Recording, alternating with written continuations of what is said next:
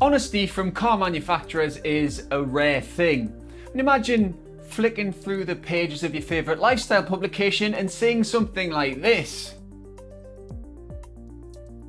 Or seeing a massive billboard with this on it.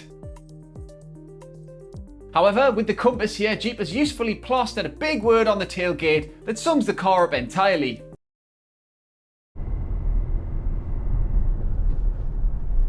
Yep. So just to roll back a bit, this here is the second Compass. The first one was generally pilloried for being awful to look at, not much better to drive, and only having a 2-star Euro NCAP rating, which made it about as appealing a thing to get for the kids as a Mr. Whippy dipped in broken glass. On paper then, this one really can't be that much worse. And on paper, it isn't. It now has a 5-star Euro NCAP rating, which means you're far less likely to die when you're reversing into a parking space. There's more soft touchy plastic in the cabin, a fancy touchscreen, a bigger boot, more economical engines, and a steering wheel that adjusts for reach.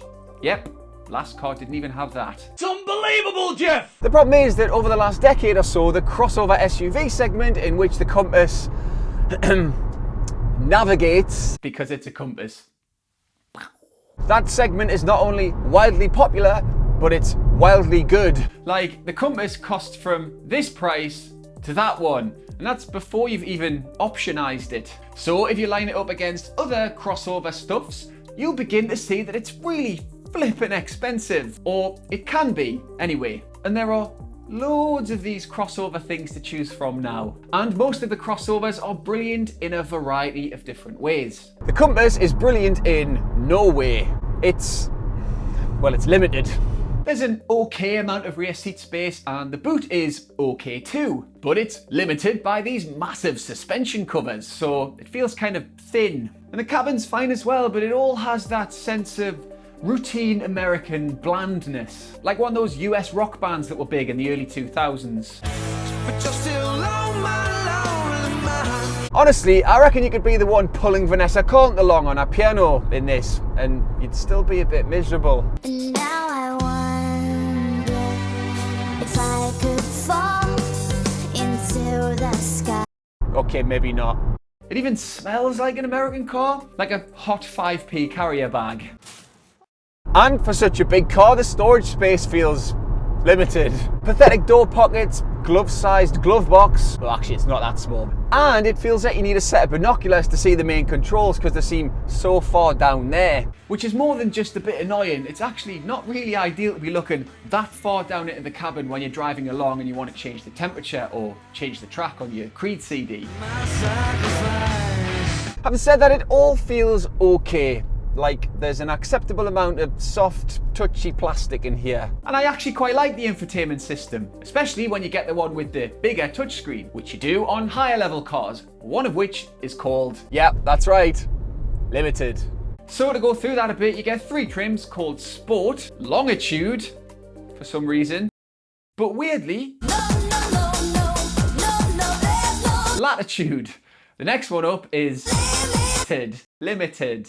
And to be honest, for all it is expensive, it's also very well equipped from the off. All cars get alloys, touchscreen, DAB, split folding rear seats, keyless entry, and lots of safety kit, including lane departure warning, and hence the 5-star safety rating. But you'll need Longitude if you want the aforementioned big touchscreen, and bafflingly and pretty annoyingly, you don't get Apple CarPlay unless you buy a top spec car with its Beats by Dr. Dre stereo. Actually, pretty rubbish. All bass and no tone. Like it's been designed specifically for people who listen to music like this. Gucci gang, Gucci gang, Gucci gang, Gucci gang, Gucci gang, Gucci gang, Gucci gang. That means you'll be paying from £28,000, which for reference will buy you a load of Skoda Karoq. But let's say that doesn't bother you, and what does bother you is the idea of having a Jeep, because you like Willys, for example. The question then becomes, is it worth looking at one of these in the first place? I can see why somebody would, by virtue of its American-y testosterone-ishness. And actually, while it's easy to poke holes in the driving experience, here we go. So, roll. Many holes. There's nothing catastrophic happening in here. Those holes though, let's look at them. It's terrible to drive quickly. obviously. But like, you can make any car understeer if you try hard enough or it's really wet. But this is just one of those cars that gives you no feedback whatsoever, that rolls a lot, and that loses front end grip quicker than Jeremy Kyle loses his temper. Stop being so rude! But you knew that already, right? And what that means is it's also very soft, which means it's quite comfortable most of the time, with a couple of caveats. One of those caveats being, it does just feel softly sprung rather than sophisticated. Lots of higher end 4x4s and luxury cars, actually mid-range ones at that, they'll smooth the road over, but they'll do it in a way that doesn't just make the car feel bouncy. This is the kind of lollops and thumps into potholes because it's so soft. But on a smooth motorway where there's less to go wrong, this does feel supple and, again, comfortable. And that makes it an excellent long distance companion. Having said that, don't expect any sort of pace because it's nowhere to be found here. The engine range is, last time I'll use this, it's limited. Because Jeep pitches this as a family crossover thing rather than an American SUV, there's no mental V8, and instead all the engines are from the mid-range Fiat parcel shelf. Why do I keep wanting to say parcel shelf? Engines are from the mid-range Fiat parts shelf. So small petrols called multi-air and diesels called multi-jet. Could be confusing that. There you go. It also does that crossover thing of being front-wheel drive and manual mainly, but giving you the option of four-wheel drive and an automatic gearbox if you want it. And it's one of those clever four-wheel drive systems that's front-wheel drive most of the time until it detects that you need some grip at the rear, and it'll send some. And while there are driving modes for different types of terrain, this is clearly not a hardcore ladder chassis, low-range gearbox type of off-roader. Although there is one called Trailhawk, which is pretty masculine. Forgot to mention that earlier. It's a more serious all-wheel drive version, better ground clearance and a more sophisticated four-wheel drive system. Where was that? Oh yeah, Trailhawk aside, Jeep has clearly set this up knowing full well that the vast majority of drivers are going to be less Muddy Hill and more Grange Hill? You know, like the school? So this one here is the basic diesel, front-wheel drive, manual. And it's noisy. And it's not very quick, and it basically offers you no enjoyment beyond getting you from A to B. Quite a sloppy gearbox, massive steering wheel that doesn't really take much effort to move, but doesn't have any feel to speak of either. It's quite economical in that you'll probably get 50 miles per gallon out of it if you're careful, but if you value refinement, we'd have to tell you to go for the petrol.